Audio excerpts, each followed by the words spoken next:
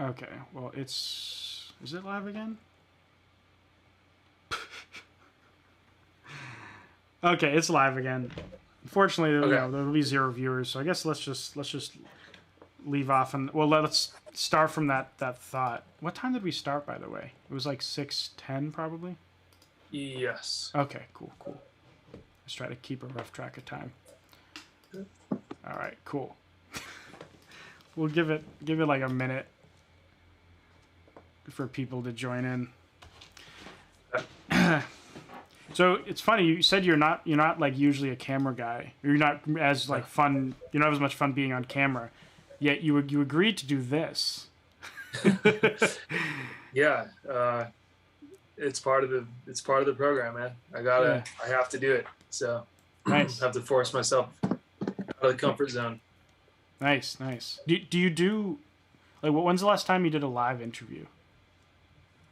Um, Man, I don't know about a live one. I've done a few recent recorded ones. Um, yeah, we can. Well, actually, it was a few months ago. I did a song with Julian K, and we did a thing on Patreon that was live. That was probably, I guess, 2 months ago or so, 2 or 3 months ago. Nice. Yeah. Yeah, they're a little more a little more stressful. I've been on a few other people's live streams, and that gives me more anxiety than being on my own.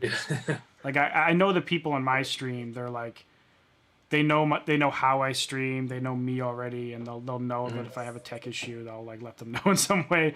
Whereas I did a live stream on Instagram, and that gave me some anxiety because like I'd never streamed on Instagram, I had no idea how it was gonna work. There was a time limit, so it was like Instagram automatically turns off live streams after 45 minutes. Oh, wow. And I'm more of like a let's just like ramble and chat about some stuff and draw it out than like rush from topic to topic to topic. But it was Yeah. fun. But before it started, I was a little like you know. Cool. Well, we'll get back to the convo. We'll try to think about what we started off on. So for everyone to jump back in, the stream has already gone on for like 30 minutes, and then YouTube decided to just cut it for some reason. I think my connection dropped, so now we're back. So I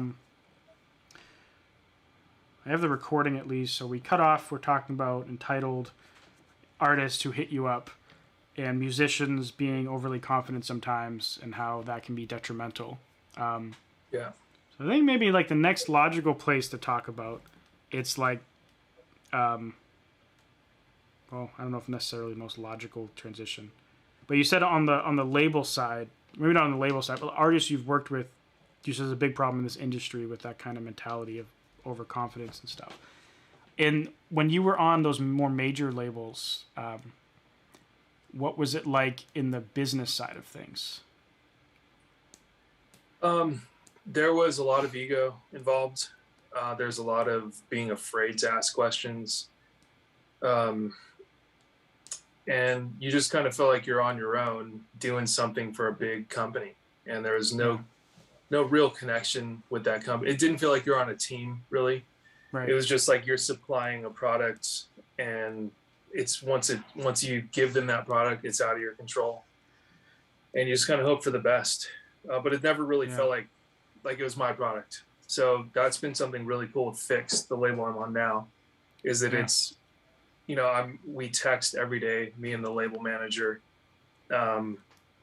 It's just kind of like we're all business partners, and that's really what it should be. If they're taking 50% of everything I make, I want that kind of relationship and that kind of help where I need it.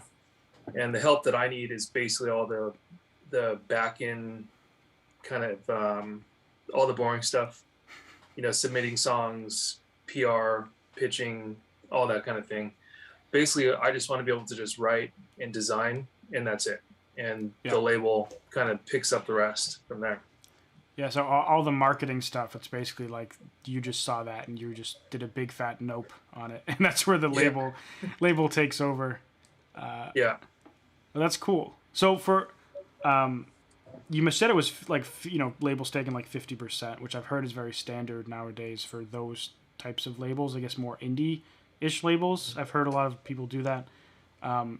when you were on the majors, what was the percentages like, and what was the upfront? I mean, you might even not be able to talk about it or not want to, but Yeah, in other situations, it was labels were taking a larger percentage of certain areas, yeah, but they wouldn't touch like merchandise. So for like touring, I would own all the merchandise royalty. In my current situation, I'm not set up to tour, at least not right now. So all the merchandise we do is sold through Fixed.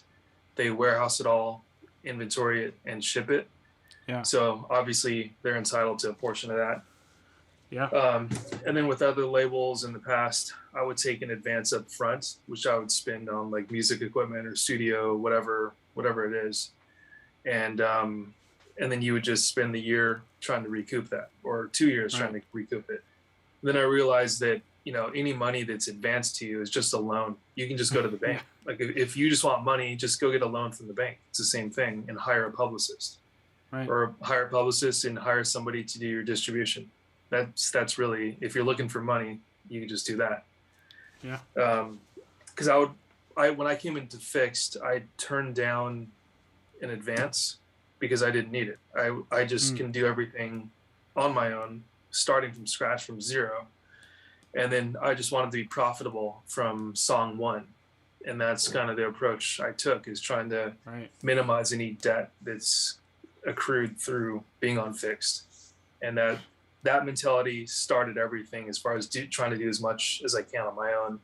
yeah, And doing it on your own shouldn't be a sacrifice to the quality. So if you can't do some of this stuff on your own, if you're not a graphic designer or a clothing designer or whatever, or great with video, maybe you shouldn't do it on your own. You should find somebody to kind of be on a team with you, because I do think the quality still matters.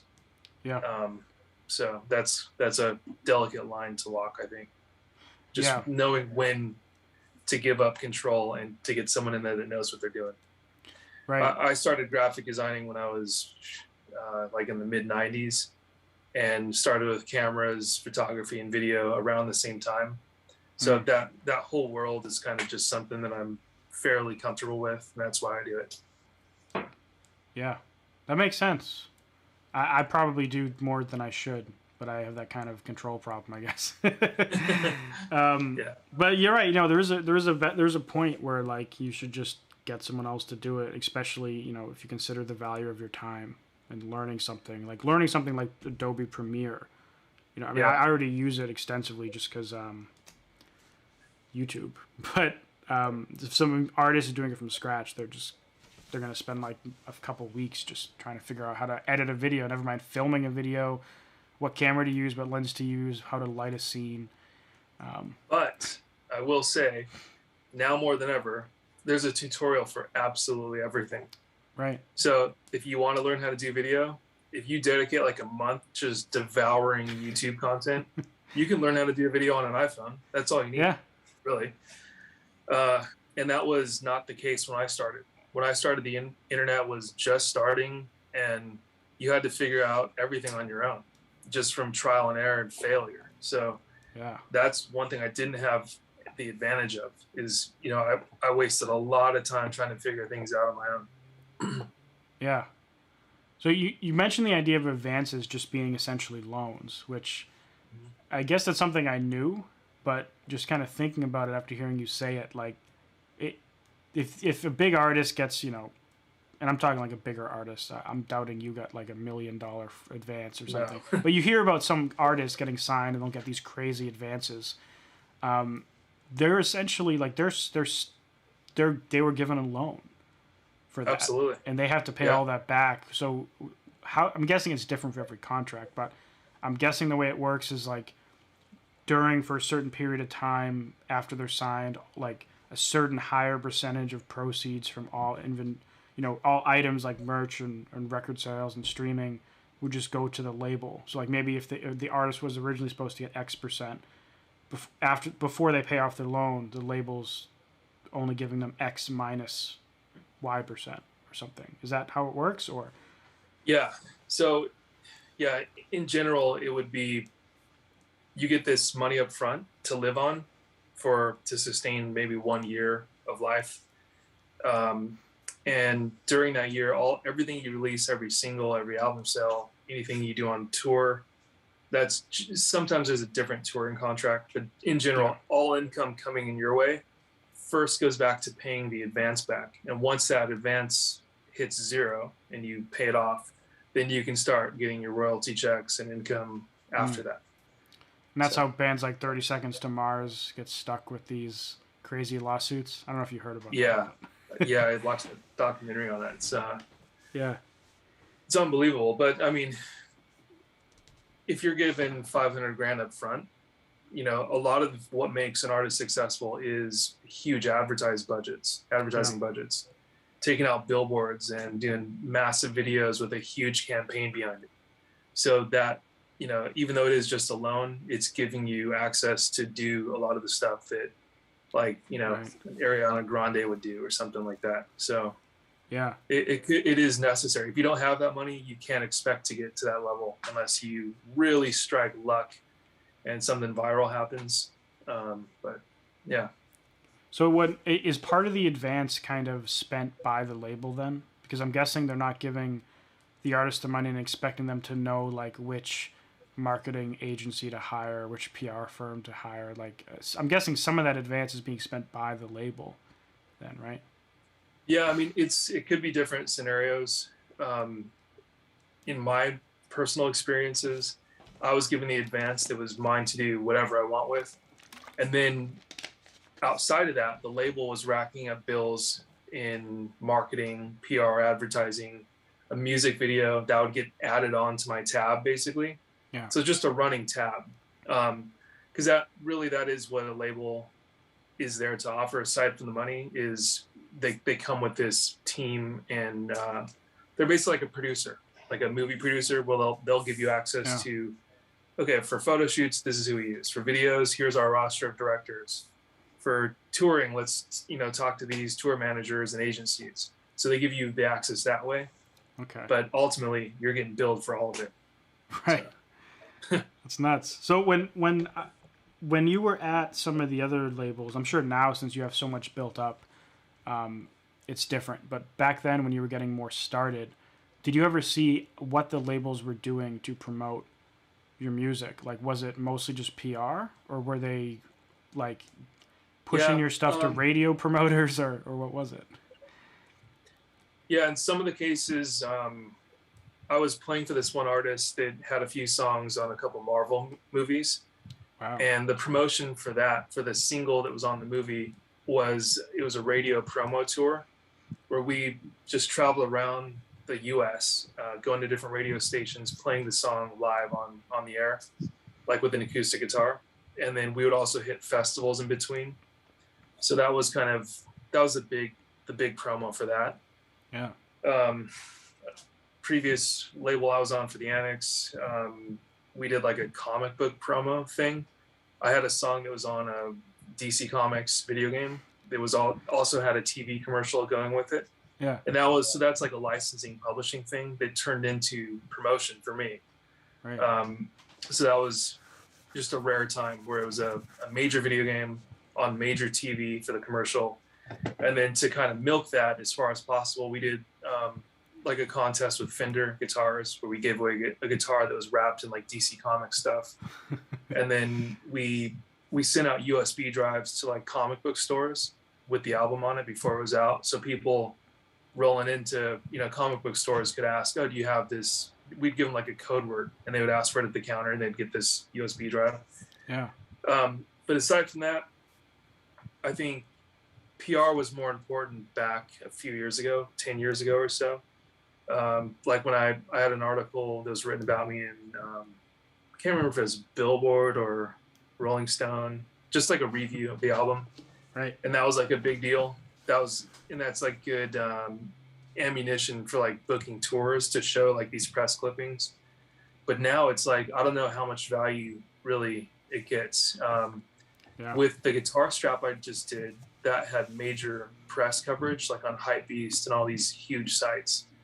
And I know that helped generate sales. But as far as music press, you know, I can't remember the last time I was really looking for press articles to find new music. Usually I find out about it through Spotify Yeah. or through friends or, you know, yeah. Yeah, same. I mean, for me, most of the new music I find is through friends or Spotify recommending me something. Yeah.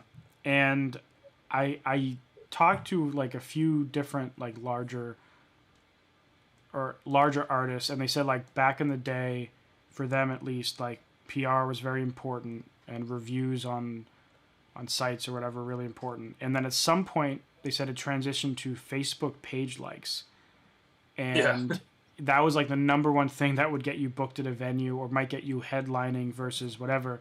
And so he said like he got denied like headlining something, and even though he was like definitely the draw artist for the show, and then he found out later it was because they were just going by Facebook page likes. And this was like you know, years ago when that actually mattered. And he said at some point it transitioned to a combination of like Instagram followers and Spotify monthly listeners. And it's kind of silly in a way, but I mean, I guess if you put yourselves in the shoes of that, like the promoter or whatever, like they don't know who the hell you are, and they don't see all the DMs and the merch sales. They look at like a few public numbers, and that's all they have to go for like whether they book you or not. I think one of the most important things any musician could learn, like if you're going to study something, it'd be marketing, just so you have the ability to see yourself through the lens of these other people you're trying to work with, like booking agents, venues, other press, blogs, and all that stuff. Basically, everyone wants to know what's in it for them and how are they going to get more eyeballs on their brand or whatever they have. And you know, it's just all marketing. Everything is marketing. That's the bottom line. It's just everything is marketing. Yeah, that's true.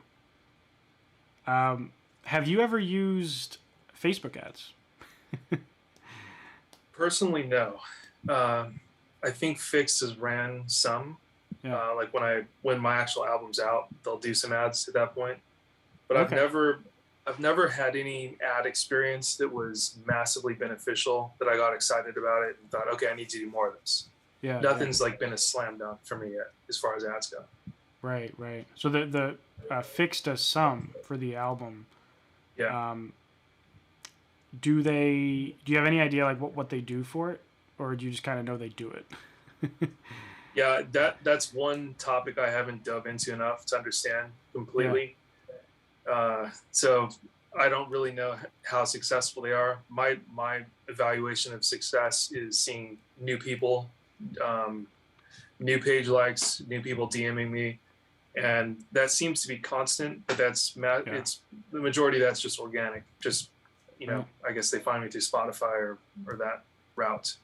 So, I've noticed that. I mean, you might have noticed that on my channel, I talk a lot about using Facebook ads for artists to promote their music. But I need to take some lessons from you. Rewatch those. It's like, you know, there's totally other ways to do it. Especially, you know, you came from an era that stuff didn't exist. You know, you got started before Facebook existed, and definitely Facebook ads existed, and it's like it's changed over the years. But if you were to do it all again today, you would go back to like 18-year-old Brandon in 2021, you know, just making music for fun. Like, what would your plan of attack be? Kind of like seeing the industry now and knowing how things went. Like, what would be your first move to like build yourself up from nothing? Probably getting a marketing degree or taking as many courses online and reading as many books as I can on marketing and branding, those two elements. Because really to start out, I mean, there's billions, I'm sure, of artists out there. And everyone is really using the same tools to make a very similar product.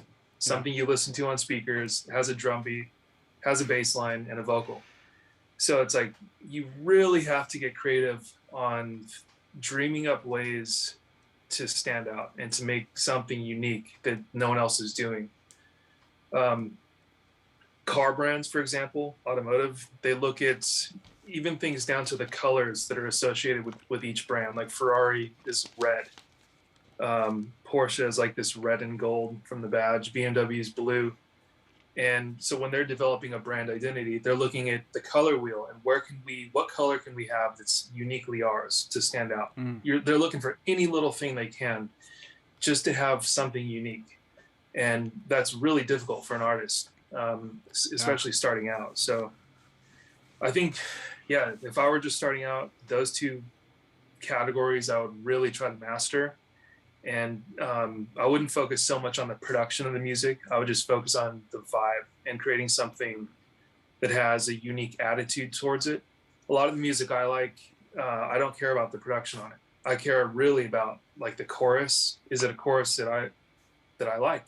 That's really what a song for me comes down to, is the chorus. You know, Nine Inch Nails, band I love, a lot of their songs to me sound horrible production-wise, like almost unlistenable. And then the chorus comes around and it kind of brings it all together. And that's what keeps me coming back, is a good chorus.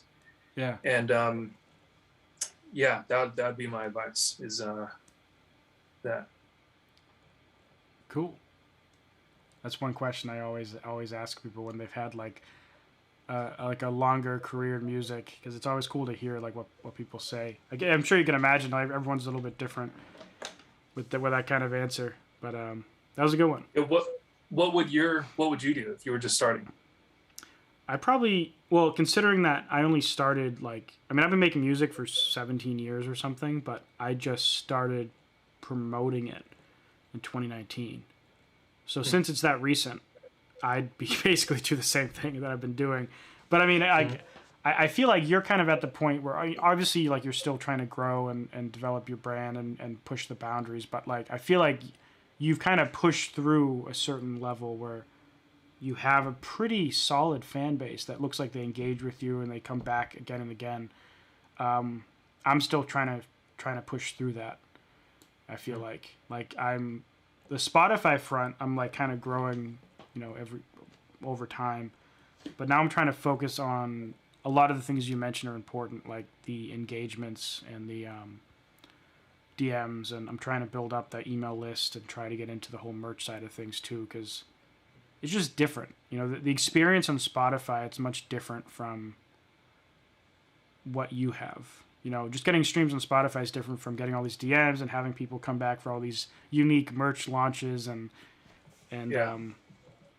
Yeah, so for me it would be the same thing, but I feel like I'm still kind of in the thick of it. Yeah. Another thing that's helped me throughout this like path is I'm sure every musician's experienced the same thing, where other people are defining what being successful is for you. So everyone's, you know, I would go to like family gatherings or at work, working a normal job, and everyone's like, so what's going on with the band? And you try to explain it to them. And for those people, if they don't hear you're on MTV or you're not making like $1 million a year, they think you're a failure. Yeah. Like for the majority of people looking in, they think being a musician means either like Kanye West level or you're a failure. They don't understand that there's this middle territory. And if you just have to be, you know, at one with yourself to be okay with wherever you end up landing in that realm. And once I understood I'm never going to be Kanye West or in that territory, the music I make is it's more of this underground thing. It's never going to have this mass audience. But that doesn't mean that it's a failure. And I can still make money on this. I can still, you know, the reward for me is that people listen to it. Another byproduct of that is that I make streaming sales and whatever else. But really what I came to terms with is that I like making music. And what I like even more is when I know that people are listening to it. That's kind of like the most important thing. Nothing's worse than when you spend all this time on a song, you put it out and no one listens to it. You want people to hear it. Yeah. So that's, at some point a few years ago, that became the goal, is I just want to put music out and have people listen to it and like it or hate it. And then following that path, streaming started going up and everything started coming together. But yeah, it's a hard thing when everyone around you is trying to, you know, making you feel like shit and you're a failure, and it's hard to keep pushing through that and going forward. So you just have to define what your own success is. Like for you, what do you want to be successful? And just, you know, you need a reality check sometimes, but yeah. It's great advice. It's really, really great advice. I've had people comment on videos where they'll say like, you know, name like one example of an artist who has become successful with Facebook ads. And I'll like name some. Like I'll name some, and they'll, you know, there's this rapper I had on for an interview. He had like 200,000 monthly listeners on Spotify, and he lives off of his music. And the guy was like, no, that's not enough. I was like, well, he lives off his music. He's happy. He has a fan base, and he does music for a living. Like, yeah, what the hell is like, you know, I mean, to me, that's kind of a success. It depends though. Like it's totally variable. If the only way you'll be happy is if you're number one in something. Yeah. And like, yeah, you're probably gonna die a very sad man. But just because it's like you can only be a few people at that upper tier. But it's a good point. Like, and that upper tier, that's an ephemeral thing. So if you think of every band that's ever been number one, you know, maybe Nine Inch Nails had that at one point. Maybe Tool had it at one point. 30 Seconds to Mars, Kanye, whoever it is, they might hit number one at some point, but no one ever stays at number one forever. Yeah. That's a variable position. So you have to be at peace with wherever you naturally kind of gravitate in that spectrum. And if you aren't, I mean, there's no way I can sustain doing this every day if I was unhappy with that, where I'm landing. And of course, everyone would want to be more successful. Yeah, but of course, you know, that's the battle we're all in. We keep striving to be better, and maybe it'll happen bigger if we keep trying. So yeah, I think for me the criteria for success is, I mean, obviously I have all this other stuff going on. There's a YouTube channel, there's courses, there's sample pack businesses and stuff. But for me, the music itself, if the music itself, if I didn't invest in marketing when I dropped a song, for me, success would be I could just release music and it would do reasonably well on its own. And then all the promotion I do is just icing on the cake. You know, and I've seen with like if you just drop a song, it does well. And obviously well is a relative term, but like that's kind of, for me, I think that would be the first big win. It's like I can just drop music, I'm gonna get messages about it, I'm gonna see it do reasonably well, even if I didn't invest anything in marketing and put super big effort behind it. And I think the next level of success would be defined by like, is the music itself a profitable endeavor? Which is like, that's an entirely different thing, because you have to factor in like, you know, the cost of marketing, the cost of making all the content, and then the overhead costs that a lot of us don't consider, like all the music gear and stuff too. But for me, it's like if those two things were checked off the list, I would be like, I don't think I would necessarily ever expect more. You know, I think a lot of artists mess it up too. Like they want to be Ed Sheeran or something, and that's a big goal. That's like asking to start a company that becomes the next Apple, you know? Yeah, exactly. Yeah, so having a realistic expectation or goal, and then once you hit that goal, you can always keep going up. And you know, maybe you don't even need goals. You just do whatever feels natural, makes you happy doing it, and then that'll lead you to places, and then you'll eventually find natural goals that seem realistic. But yeah. I hear your dogs. Yeah, man, they're going nuts. Nice. Yeah, my dogs almost went off earlier when you were chatting, and luckily they didn't. They just ran out of the room. Yeah, it's always a high risk over here. Yeah. So what's on the horizon for you? Like what's the next big thing for the Anix? It's finishing this current album, which is done. I just have to finalize about 5 songs. I've got about 5 different, outside of the album, 5 different collaborations I'm doing with other artists. Wow. That'll just be released as singles. I need to do another video. And then we rebought the rights to one of my old albums from 2008, and we're going to remaster and kind of revamp a few of the singles on there to make them feel more current. So that's kind of the rest of this year. That's the plan as far as music goes. More merchandise, possibly bringing on a manager to help with various things. There's some talk about touring next year. Yeah. And so you don't even have a manager, actually. That's an interesting point.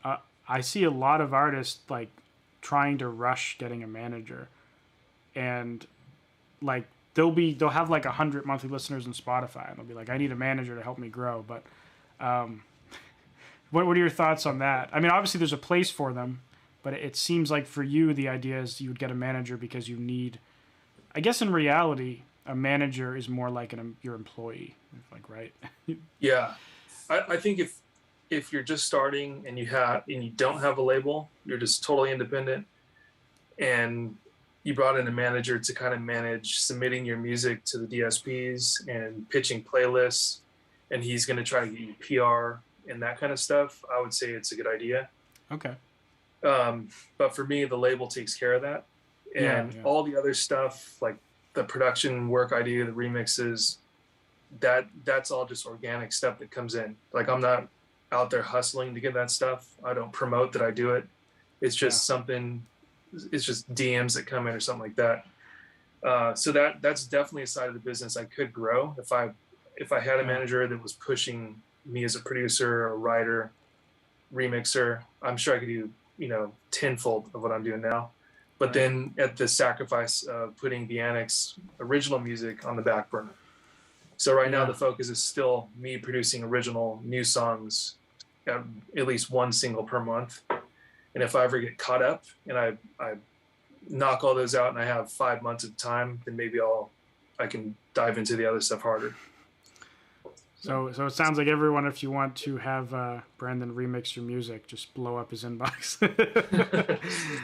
But you've admitted that you work with anyone regardless of size, and that you take remix requests by DMs.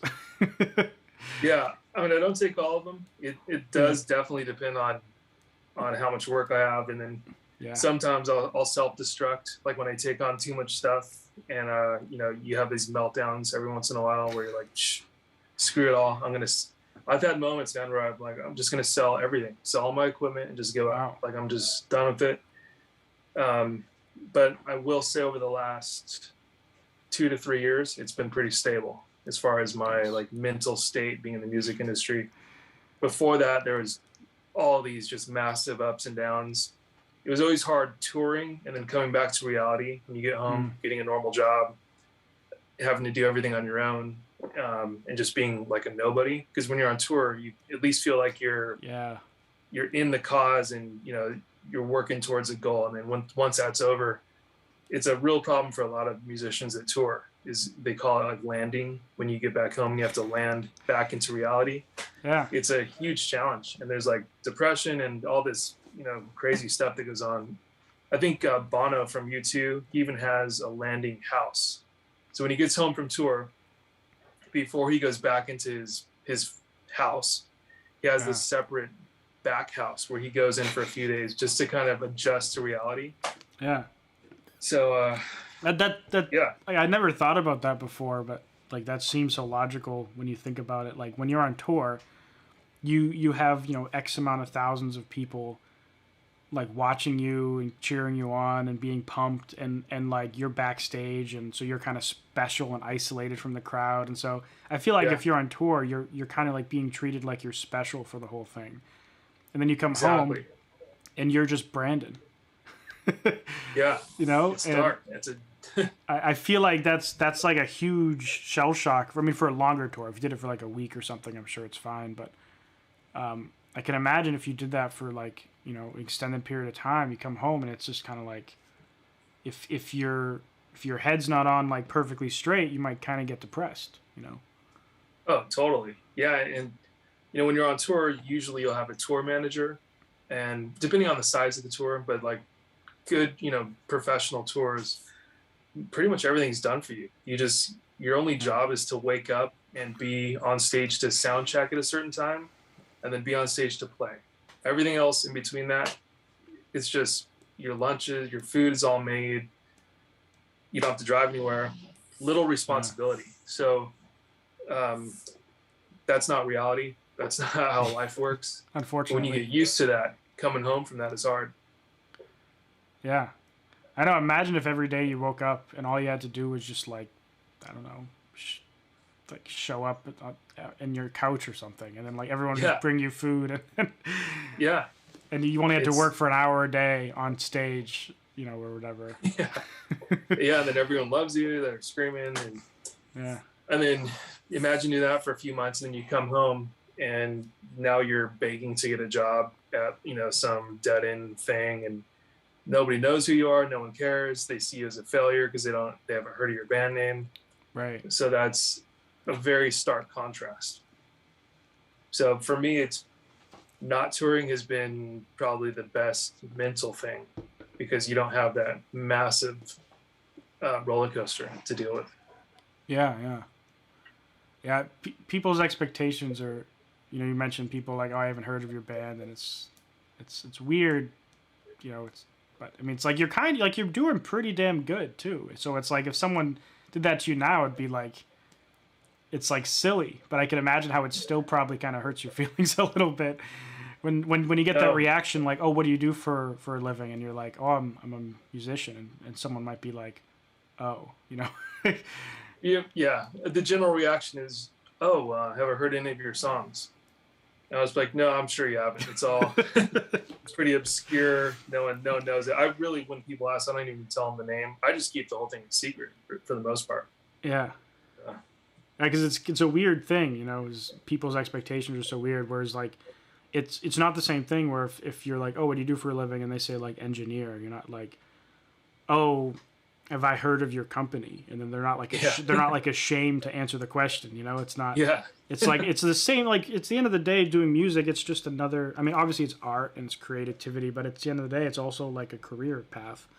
But it gets treated so much differently, and I'm sure the artist folk feel the same way if they're like a professional artist in some way.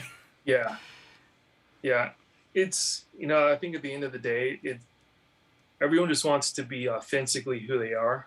You don't want to have to, you know, if you feel like you are truly a musician, an artist, painter, whatever it is, nobody wants to go and meet people and say, yeah, I work at McDonald's. Yeah, I flip burgers for a living.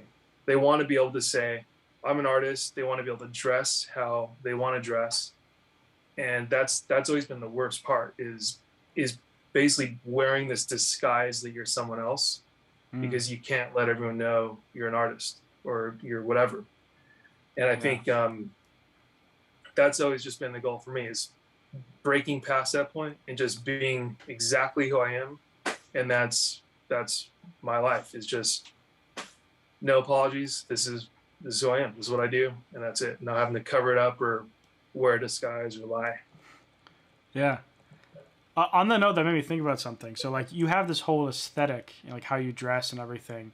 It sounds like for you, that's just how you dressed as like a, I guess, normal person, and you just translate it to your music. And I'm sure there's a little bit that's like dramatic, like it was made a little bit more emphasized for the purpose of like content. But someone commented on one of my videos like a few weeks ago, and they were like, Andrew, you need to hire a stylist. You're being held back because like the way you dress is boring, the way you look it's boring, there's nothing that stands out about it. And at first I was kind of a little bit like, screw you, guy. But then I like he was genuinely very nice about it. And I was like, he's kind of right. Like, I mean, I just kind of like, what I do is, my approach has always been like, I'm just going to act like how I act personally, you know? And he wasn't talking about my YouTube stuff. He's talking about specifically like my music content, which and the way I present myself with my music. He was saying like but for me it was always like I just always just be myself. So whatever clothes I would normally wear, I mean, I might like pick a different shirt. I'm not going to wear like a Mickey Mouse shirt in a music video or something, or like a picture that's kind of made to be more like for the music thing. But it made me think about like if I was going to pick like a style for like looks and what I wear and stuff, it's like, is it better to embrace the fact that people want to see something that's unique and that'll make you stick in their mind more? Or is it better to be authentic to yourself? Because for me, like, this is how I am all the time. I'm just a guy with a nerdy guy with glasses who wears a lot of his own smiley shirts in orange. And I wear a lot of Disney shirts too. So it's kind of like, do I just stick to being authentic, or do I try to develop like some kind of memorable aesthetic behind how I look? For me, it's the authentic route is definitely the way. Just because I can always tell if somebody's been dressed by a stylist, or if they're wearing their friend's clothes, that's just, I can see right through it. But I don't know if everyone has that or can see that way. Yeah. But there's a room for all kinds of looks. You don't have to just wear futuristic black stuff like I do. Yeah. You could do anything. Like I always thought a cool look for my music would be the opposite of what you would expect. So my music's pretty futuristic, kind of dark. So everyone expects the look to fit that. But I always thought it'd be cool just to go like in a full grunge route, like Kurt Cobain, just wear flannel, torn up jeans, because I like the imbalance.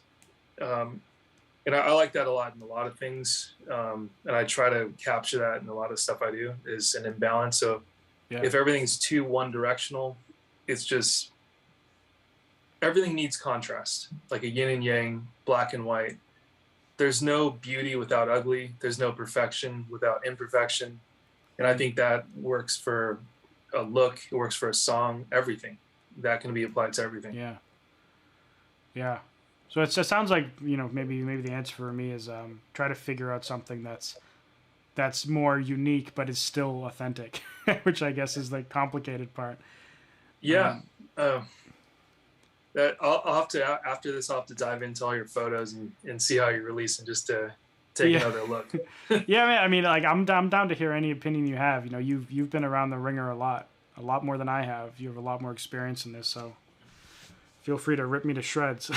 I won't take it the wrong way. But I mean, another part is I absolutely love clothes. Yeah. So it just fits for me to have that be a big part of it. Just because I always loved characters growing up, like Marvel characters, DC, G.I. Joes, Army, military. I loved how all that stuff looked. Yeah. And at one point I was like, you can't wear this stuff if you're going to work at a bank every day, but you can get away with it if you're a musician or an artist. So that that was like one way to live that fantasy, is just bring it into the artistic realm. Right. Yeah. So, completely unrelated question. How do you feel about the last two 30 Seconds to Mars albums? Really, the only one I really liked was the very first one. That's my favorite one. I love that out. When I first heard your song Hideaway, which was the first song I heard by you, the first thing I thought of was the first 30 Seconds to Mars album, which is one of my favorite albums like ever. Yeah. And I love their second one, and I like the third one, and the last two I've just been angry at Jared Leto. Yeah, honestly, he's doing his own thing, whatever, but I can't look at any of it. I can't listen. I don't really listen to a lot of music in general, but I have no desire to really dive into it.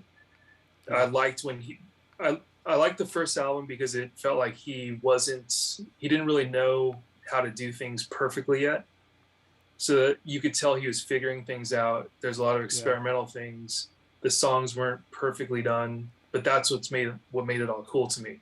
Yeah. Then it's like on record 2, 3, and 4, you could tell he learned new singing techniques, and he just got more cocky. and he knew what he was and how good he looked and all this stuff, they became huge. And I felt like that just showed through on the music. Yeah. And the songs became a little more just generic, and, you know, it just lost it for me. Yeah. Nice. But clearly, I mean, my perspective doesn't matter because they have, you know, millions and millions of fans. So it's working on some front. So.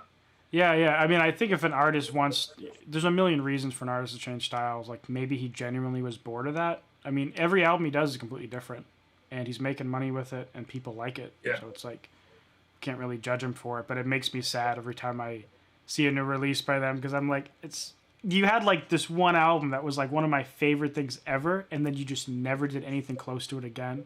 Yeah. It was just a little heartbreaking. Yeah. I mean, he's a phenomenal vocalist. There's no denying that. And I love the drumming his brother does. Yeah. But yeah, I wish they could have stayed in that darker place with the first album.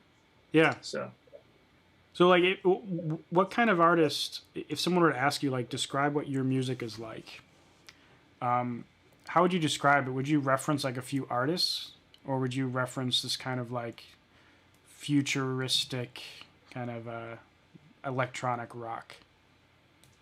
I feel like the term electronic rock, in my opinion, has a bad vibe. So I try to stay away from that, just because there's a lot of that out there that just sounds too programmed and too perfect. Yeah. Most of my inspiration comes from like the 90s grunge era, when things were very imperfect and just messy and kind of reckless. So that's the core of everything I do, is this like grunge, like backbone basically. But also around that, in that same time frame, I also love like The Cure, Depeche Mode, New Order, Phil Collins, Genesis, The Cars, a lot of those bands that were combining rock and electronic. So it's just combining those two worlds. The alternative rock side, where it's like big fuzzed out guitars, big choruses, but on the verses of my songs, I try to capture the electronic stuff. And then that we have this kind of constricted electronic section in the verse, then the chorus just blows up into this big like alt rock, thing. Yeah. There's no real easy way to describe it. And that's always been a challenging part, is I don't have a consistent music style. It's always ranging from pure electronic to more pure alternative rock, or the combination of the two. Yeah. And for a lot of fans, they just want one thing. They're either into metal and that's it, or into rock and they hate electronic. So fusing those two things, it's a very specific person that is open-minded to that. One of my side projects, it's a band called Murder Night. It's me and a friend of mine. It's a combination of dubstep and metal. So he makes these like really banging like dubstep tracks, but they're also like, they have 8-string guitars in them. So they're like this kind of fusion of like metal and dubstep. And then I had these like a mixture of like screaming vocals and melodic vocals. So the idea is with that, it's like dubstep and metal. Sometimes it's super heavy, like just big breakdowns. I mean, dubstep breakdowns with big, thick, like layered screaming. And then we always want to have like catchy choruses. So it's this weird hybrid thing, right? Like it's super niche. And surprisingly, it does quite well when we advertise it. Because it's like, I was really concerned when we dropped our first couple of tracks. I was like, who's going to like this? Like how, or not necessarily who's going to like this, how are we going to find the people that are going to like this? Because people like, there's always an audience for, no matter what weirdo genre you're doing, like there's people for it. It's just the matter of finding them. And right. Like at least in the Facebook ad land, we just targeted people who like dubstep and metal, and that just worked. Or we did dubstep narrowed by metalcore, so they had to like both of those things.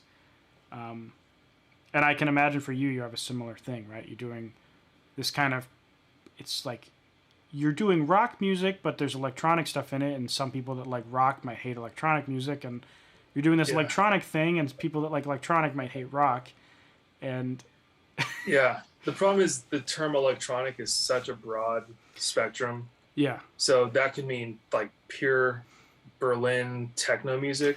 It can mean house music. It can mean It could be, you know, pop music. I mean, it's a massive term. Yeah. So that's something we always struggle with, even at the label, is when we're pitching to playlists. How do we classify it? And usually it gets on like the big rock playlists. That's where we've had the success. We don't have the success when we try to pitch it to electronic playlists, because I think we're just selecting the wrong subgenres. And I honestly, I don't know. I don't know what it would be either. Like, I feel like the closest would be like a synthwave, but it's totally not synthwave either. So yeah, just because you get like the kind of drum loops, just the way the drums sound, like the kind of analog drum things you have in some of your songs. Like, I think of synthwave, but even that, it's not really that close, and I feel like it wouldn't fit on a playlist of synthwave. It's hard, man. And then the only bands that because I don't, like I was saying, I don't really listen to music a lot, but I mean, like Muse, they're a band that combines a similar kind of rock with electronics. 30 Seconds to Mars, the Smashing Pumpkins, Nine Inch Nails. So unfortunately, the only references I have are these massive epic bands. Yeah. And you know, just trying to see how they tag things and go from there. Right. Yeah, because like Nine Inch Nails is in the same boat. They're this weird hybrid, and Linkin Park, but in a different way. And I'm guessing Cell Dweller had the same issue back in the day. Yeah. Yeah. So, I think, how long have we been going for? We've gone for this round 52 minutes, and we're going for like 40 before. So I think this will be like the formal like video portion. I always do a little Q&A at the end though for the chat, just because there's also been a bunch of comments that are the people who were there might not even be here anymore. But I'll start at some of the more recent ones. Or this isn't your question. Nineboard 6 says, I agree with you guys that the last 30 seconds to Mars album sucks. So, I'm glad. Yeah. So I'm gonna go to the top. I think someone made a comment that I think you might, maybe it's relevant to you. Swag. Can I get a swag? Do you know who that is, or is that a thing? Don't know what that is, but maybe they're looking for some of your branded merchandise or mine. Yeah, I thought maybe that was like someone who knew you that was leaving a comment. Lizette asked, have you streamed live at all during this time? Yes, I have. Just kind of nothing really structured. Just as I'm working on songs, I'll just like on Instagram Live, turn on the camera and just kind of go through some of the stuff or preview the new album coming out. Yeah. And it's been interesting because you can kind of, for me personally, the only way I know if a song is in the right direction is when I play it for someone else. It just, I can listen to it a million times in the studio, but when I sit down next to somebody in the car and play it for them, I can just, without them saying anything, I can tell if it sucks or if I'm on to something. And I can get a similar vibe going through Instagram Live, like when I play a song that's unreleased. It's weird. I don't know how it works, but that's just something that's worked for me. So it's kind of like a test ground for me. Do you ever use that information? Like if you preview some songs, will you just trash them entirely if the reactions, or is it more of like a maybe this won't be the single kind of thing? Yeah, it's there's songs that I thought were singles, and I'll play them, and then in Instagram Live, if nobody's saying anything as I'm playing it, like, oh shit, okay, well, I was wrong on that one. So that'll just get either reworked or just put on as an album song and not a single. Yeah. Other songs that I thought weren't as good got a lot of reaction, comments and whatever. So that's motivated me to finish songs that weren't complete or to actually release those as singles. Yeah. So yeah, it has worked for me. Huh. That's a good point, that like how often you can be wrong as an artist, because like one of my best performing songs ever, at least on Spotify, I didn't like I almost didn't bother releasing because I wrote it super quick. It was like an afternoon kind of thing. Record a guitar part, program some drums, record the vocals, mix it, and then I was like, it's done. And I wasn't confident in it, and I dropped it, and it's my second best performing song ever. And then Jeez. on the flip side, there was a song I was super proud of. I thought this is gonna kill it. This is gonna be one of my better ones. I made an animated music video for it, like in Blender. Wow. I spent I planned like $1,000 to invest in the Facebook ad side of it, and the result ended up being a YouTube video called "My Failed $1,000 Facebook Ad Campaign." So it was the worst performing song I ever did, ever. Wow. And so almost all the time I'm wrong. Do you find so when you're doing an ad campaign like on Facebook or wherever you're doing it, how much or how important is the song that you're using as the asset in that equation? Super important. Okay. Like even the part of the song. So like my best performing ad campaign ever, the verse 2 of the song cost like, I think it was 12 cents per conversion. And don't worry too much about the technical details of what that means. The chorus of the song was like 45 seconds per conversion. So even the chorus versus the verse 2 was 3 times cheaper than the chorus, and verse 1 was like almost double the price as verse 2. And the video was actually the same in this case. It was just like an artwork thing. But the video is also incredibly important. Like that song that was performing really badly, at some point I assumed maybe it wasn't the song, maybe it was the video. So I held up my puppy at the time, and I was just like doing a lip sync into the my microphone stuck on something, just into the mic, just holding a puppy. And I was thinking like maybe that would be like a way to just get some, maybe it's the video, and then people are like, oh, I like the song, they see a puppy, they stop scrolling, they check out the song, they realize they like it. And then no, I mean, it did way better with the dog in it. So but it still did bad. And so the song, like, it's a huge difference. So when you were running that, did you have the chorus and verse 2 all in the same clip? No, you can. Or you were doing them separately? You can test them separately and track how they do separately. So you'll target, like, you'll have a campaign with a certain amount of daily budget, and then you'll have all these what are called ad sets, which are really just audiences. So you could target, like, for example, 9 Inch Nails in one of them, Linkin Park in another, rock narrowed by electronic music in the other. And then each one of those audiences, you can put however many ads you want. And so you can test different parts of the song, different visual styles, different songs entirely. Yeah. Awesome. So you end up with a lot of data. Like, you'll learn this artist didn't like this, fans of this artist didn't like the song as much. This fans of this artist liked it a lot. People didn't like this visual style. People didn't like this part of the song as much. At least from like a, seeing 15 seconds and deciding whether to go to Spotify perspective.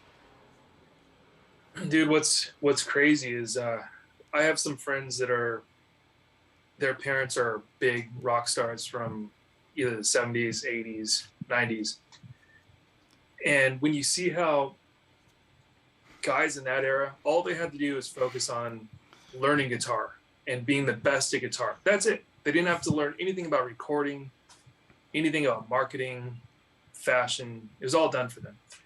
And then as we move through time, in just a few decades, just listening to what you were saying about, running ads, and how not only are we running ads, you have to know how to crush the data.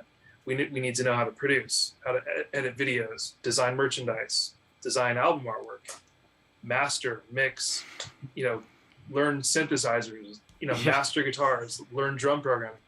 It's absolutely insane, the difference in just a few decades on what it is to be a musician.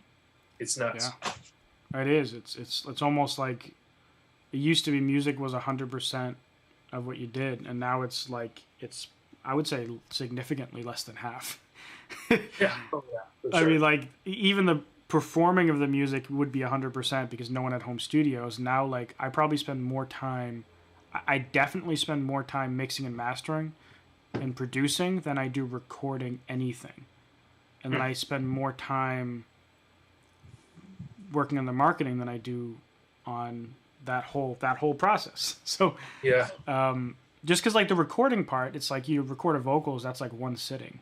I mean, unless you have to go back and do new takes and stuff, but it's like, but then when you produce those vocals, and mix them into the song and master the track. You might spend a few hours. You'll bounce it, listen in the car, listen on your iPhone, come back the next day, do it again, export a version, listen in the car. Yeah. And then all the tech problems that go wrong with the computer and software updates, plugins not working, crashing.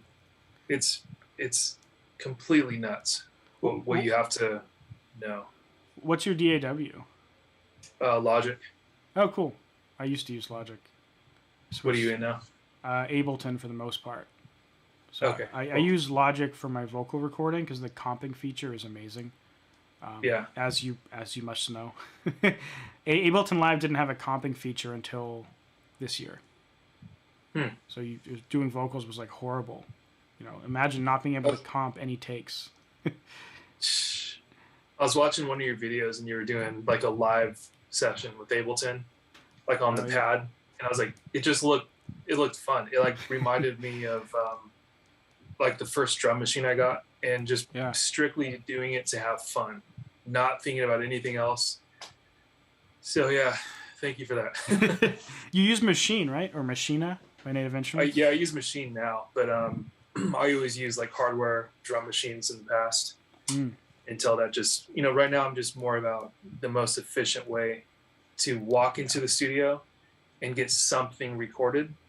And if that means I have to pull out bins of drum machines and get extension cords, plug them in, tune them, that's just taking time away. And that's all stuff that's been kind of migrated out of my workflow.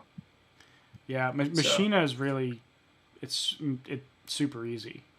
I mean, I guess it's like it just brings so much stuff together in a simplified format. Like you probably love the Ableton Push controller.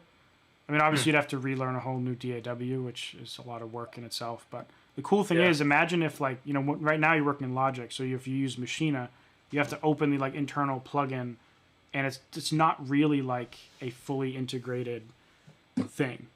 Like the Ableton Push, it's like, imagine if it wasn't a Machina controller, it was like a Logic controller. And so it's like, it's made by the same company that does Ableton Live, so it's like amazing.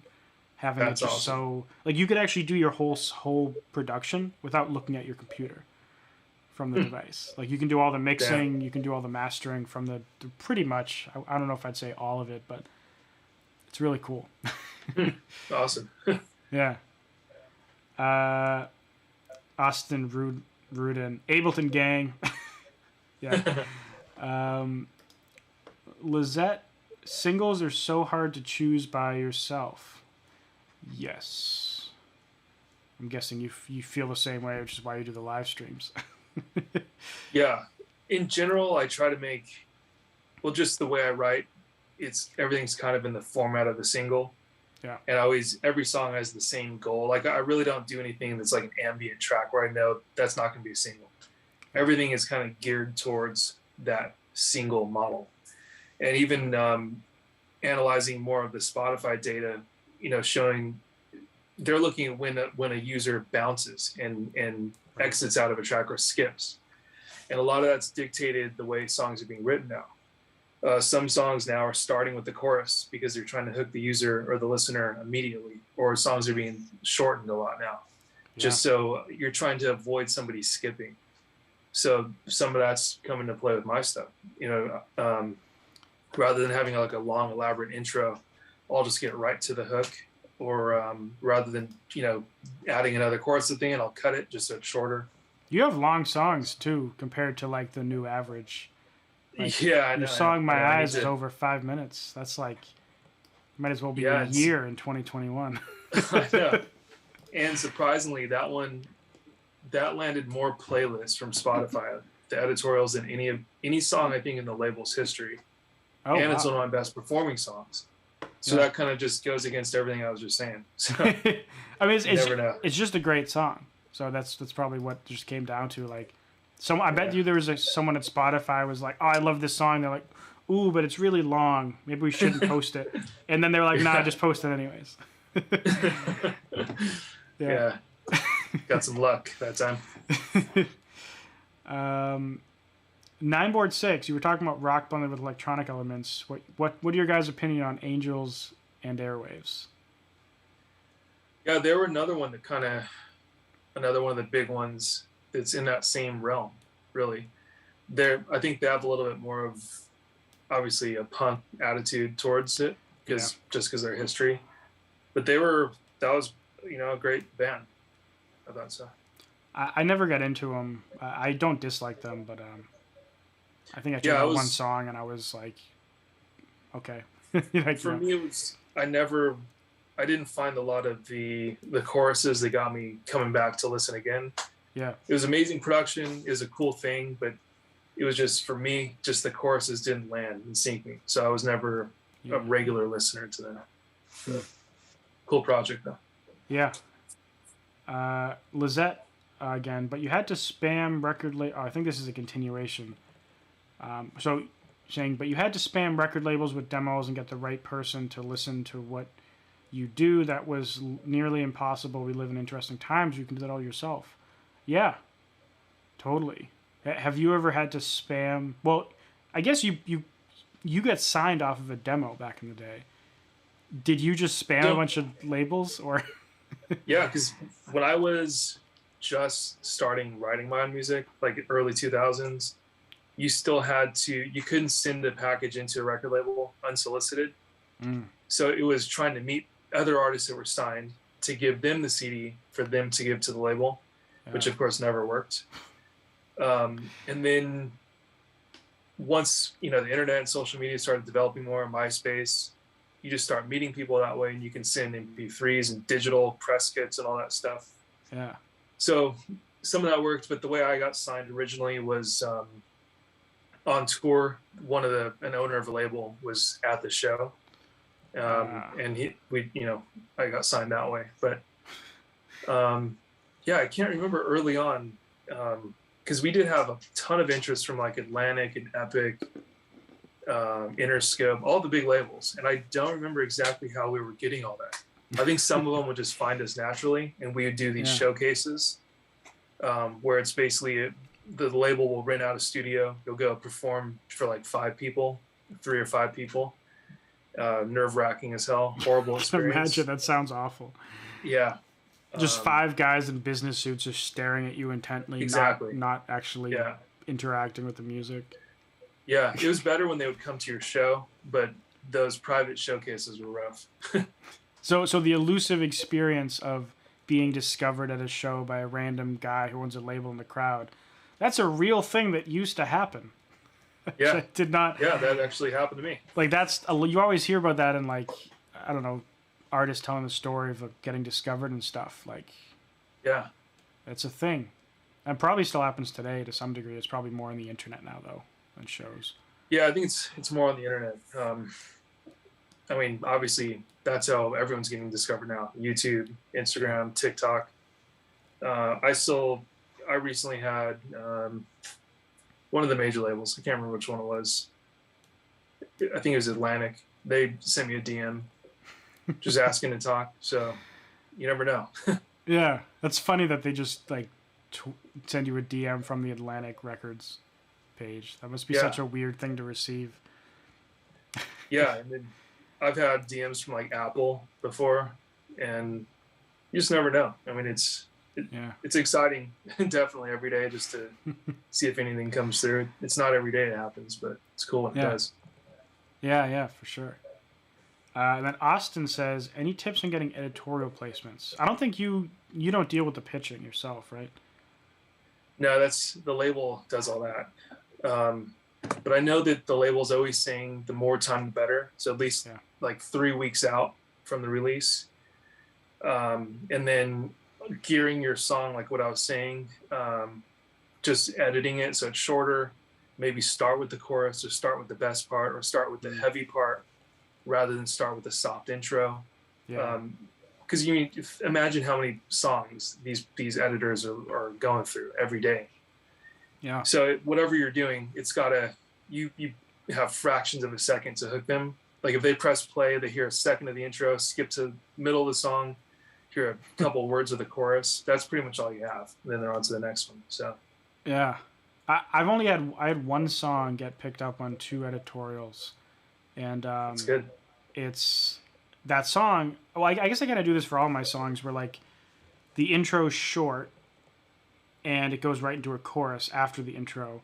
But the intro usually has like a pitch shifted version of the chorus or like a vocal chopped version of the chorus in it. So the idea with that is always like, by the time like they're hearing the intro, so then when they hear the chorus, they're like, oh, this sounds familiar or something. That's a great idea. So like I'll get like a vocal chopped version of the chorus. That's what I did with that track. It was like kind of chorus in the intro.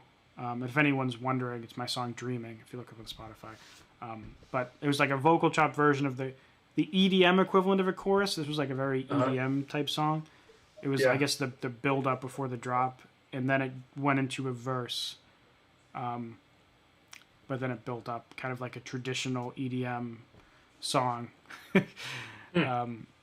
So, you know, and that one got picked for Bass Arcade, which is sweet.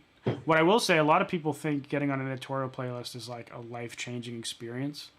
And that song, I don't even think it's my top 3 best performing tracks. It's not even in my top 5. Oh, wait a minute. That's... It's my 3rd streamed most out of all time, but in the last month, it's only number 6. Yeah, the editorial playlisting will give you like a initial boost, but it's not something that sustains because it comes off that playlist eventually. Yeah. The more valuable ones are the algorithmic playlisting, and the goal is to just become self-sufficient. So you don't rely on the editorials, you rely on your release radar, and you just have a natural fan base that listens to it. And like most of my songs, even without a playlist, they'll get a huge initial jump in the beginning. And then if I land an editorial, that's just another nice boost, but it's not something that I rely on at this point. Yeah. Yeah. You know, there's like 70,000 tracks uploaded a day. So I feel like there's certain genres that can rely on it. I've noticed, like, there's this artist I knew that she was making like instrumental future bassy kind of chill wave music, I guess I would describe it as, but she was like Japanese, and that was a big part of her music, like Japanese culture. Every time she dropped a song, she would get on all of the Japanese electronic music playlists. Oh, wow. So for Spotify is a lot of cultural stuff where it's like, if you're from, you know, like, I don't know, the UK, and there's a rock playlist, you might get on like UK rock or something. And you might get every single song on UK rock. And there's another... I guess we're screwed for being American. Kind of, yeah. I don't think I've seen an American rock. I think for Spotify, it's almost like that's the default. I think. Because they don't have like, you know, an American specific playlist. Yeah. But I think it's probably just the nature of like the music industry. I feel like when I talk to people who are overseas, like they listen to American artists that speak in English. Whereas in the States, we never listen to like French speaking artists unless you happen to speak French, you know? Yeah, you're right. But yeah, they also have genre ones where like, if a subgenre gets popular enough, they'll have like this weird specific playlist, you know, indie folk, death metal, or you know, whatever, and there'll be like 50 people that like it or something. Yeah. Because the second one that song got on was like, it was like a gaming editorial playlist, which was strange. It wasn't a genre. It was like for people who play like League of Legends or something. Okay. Or maybe it was another game. I don't know. It's a game I've never played. And then we'll do one more question, then we'll call it a night. My band is releasing next month an album. We got 4 singles. How important is it, do you think, to shoot a music video for each single? If you're able to do it on your own, I would say do it, because then you can also use that video as promotional content for each single. So it can be turned into your like a vertical stories format. It can be a post. It can be IGTV. It can also go into Spotify Canvas. So when people watch through the Spotify app, you have a video. It can go on YouTube. So it's an awesome promotional asset if you're able to do it. What I was doing was not full videos, but like I was calling them 1-minute commercials for each song, where it's like a mini music video. It'll do the intro, verse, and chorus. and the goal of that was to drive for that to help hook the listener to get them to go to Spotify and listen to the whole song. So that was just what worked for me, because it was less daunting of a task than doing a full 4-minute video. Just doing a 1-minute video and doing it myself, so it didn't cost anything. So yeah. Oh, cool. Yeah, I would say I don't always do a music video for all my singles. In fact, there's a weird trend that I have that every time all of my best performing songs didn't have music videos, which almost feels like a weird inverse thing. But I always make content. I will say I don't always make a music video, but I always make like an ad for them, which means I'm always shooting some kind of video, whether it's like a lip sync thing, or just like an animated thing that I can put somewhere. Like I put a canvas on all my songs, or almost all my songs. And so that means I have to make some kind of content for it. And I always do some kind of social media post about it. Sometimes it's mediocre just because I run out of time. But there's always something, because I can't run an ad campaign without a video. And so not that you always, not that everyone's going to be running ad campaigns, but if you're going to do the social method where you got to push everything on social media, I would say the music video is even more important. Yeah. Because it's like, I agree. You'd have nothing. Yeah, like, so your thing where you had a video for, I forget what song it was, you were like in this hallway of like circular neon lights holding your guitar.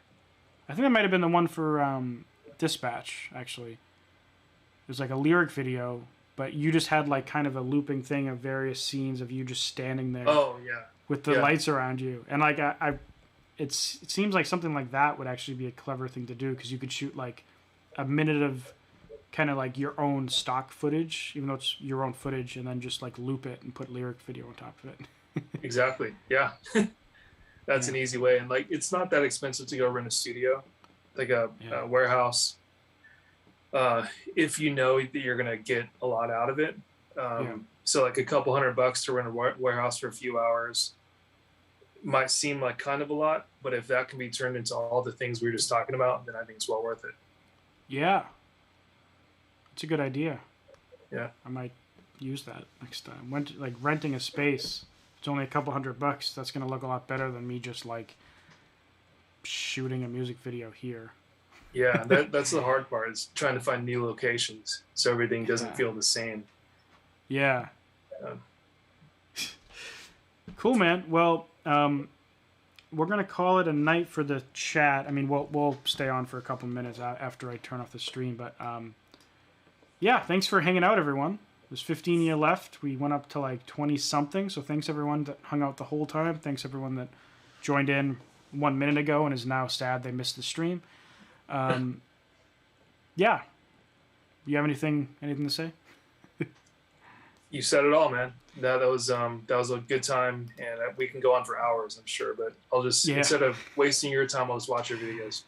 Nice, man. Well, everyone, go check out the Anix on every platform, but definitely check out his music, at least, because I dig it. Like, genuinely a fan, not just saying that because you're here. Thanks, man.